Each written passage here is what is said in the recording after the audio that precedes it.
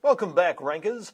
What an interesting week for the television industry and the newspaper industry as they struggle to come to grips with the interwebs. Here in Australia, we had the logies. No, that's not a disease or something you would cough up.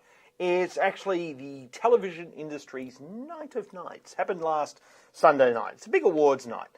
And anyway, what happened was, I wasn't watching the telly, I was watching the interwebs, and I noticed this post come out from Josh Rowe, friend of the show, friend of mine.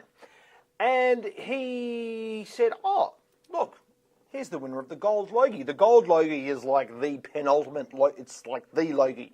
It's like you are the most popular person in Australia on television if you win that.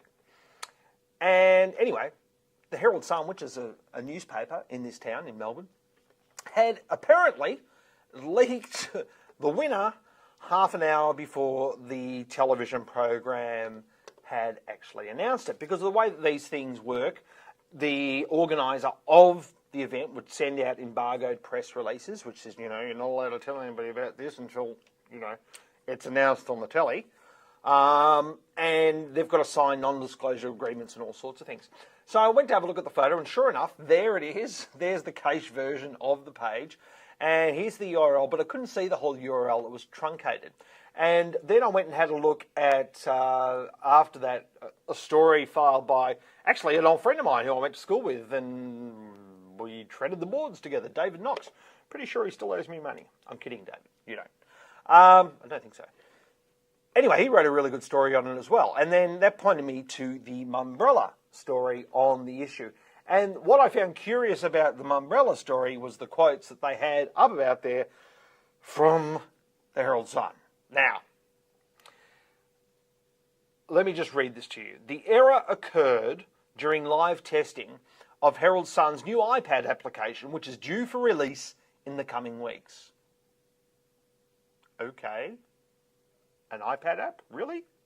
Read on. Live testing has been taking place for about a week. At no time did the Herald Sun publish the name of the winner on its website. Well, technically, that's bullshit. Sorry, there's no other way to put it. The reason that I say that is there it is. It is on your website. That is it. It's there, okay?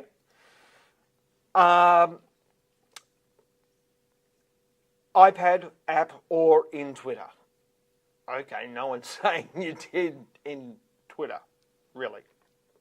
You brought that up, not us. However, during the live testing, a link to an embargoed story naming the winner was momentarily created and published by Google. Damn you, Google. The link was discovered almost as soon as it had been created and immediately killed. So let's just back up here. He's saying, however, during the live testing, a link to an embargoed story naming the winner was momentarily created and published by Google. So he's saying, it's all Google's fault. They published a link to this embargoed story. The only media outlet to knowing published, then it takes a swipe at one of their competitors. But it was on radio the following day, and he said that it turns out that Google had somehow searched into our system and found the story that was published in the paper but had never been published on the website. It has been published on the website. We've got the screen cap. We've got the links. What part of the website don't you understand? Clearly, at our end, we've got some sort of technical issue with our new iPad app. Well, you've got some issues, that's for sure, that has allowed Google to go in and find an unpublished story. The all-powerful Google has gone in and found something. He's actually said that. I find it hysterical. The reason I think they're so adamant about saying we didn't publish is probably because of the legal agreements they have in place with Australian Consolidated Press. Now, if we go and have a look at the Herald Sun sitemap, what we can see here is that because the only unique thing about this URL that apart from the code at the end, of course, the actual publishing, the article number. What you can see here is this little directory called iPad. Now, that is the only thing that points to that it might be something to do with the iPad, right? You could say, okay, all files under that category, under that directory, they're iPad friendly. So, we go in and we have a look at the Herald Sun sitemap. Anyone can go and do this, heraldsun.com.au/sitemap.xml. We find a couple of references to iPad actually in the sitemap itself. There's one there. I went and had a look at that page and we can just see, okay, it kind of just looks like a normal Herald Sun page.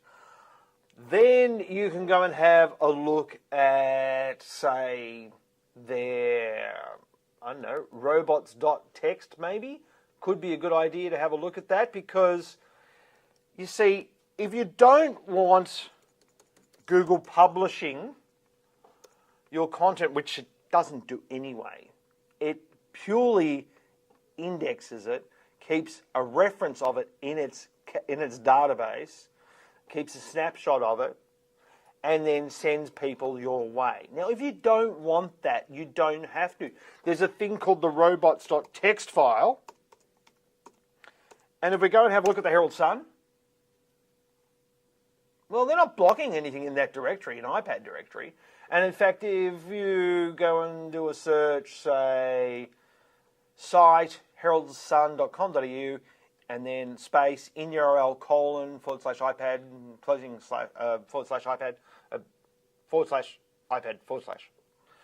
That search will tell you every result that Google has in its index that is on the Herald Sun and has that directory in its URL. So presumably, this is all the iPad app URLs. And you can see here, there's about 57,000 results. Whoops, too many.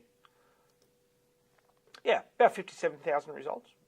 So, really, this story up here about Google, number one, Google didn't publish it, you did. And number two, nothing else, what you're saying actually makes sense. So either you've been given the wrong information, which that's probably what's happened. And if you don't want something in the Google index, you can easily go to Google Webmaster Tools and you can go to Crawler Access and you can just create a new removal request. Just put in the web page that you don't want there. Of course, it has to be on your site. Hopefully that's helpful. Send it to the folk at Herald Sun and help them out. We'll see you next week. Thanks very much. Bye.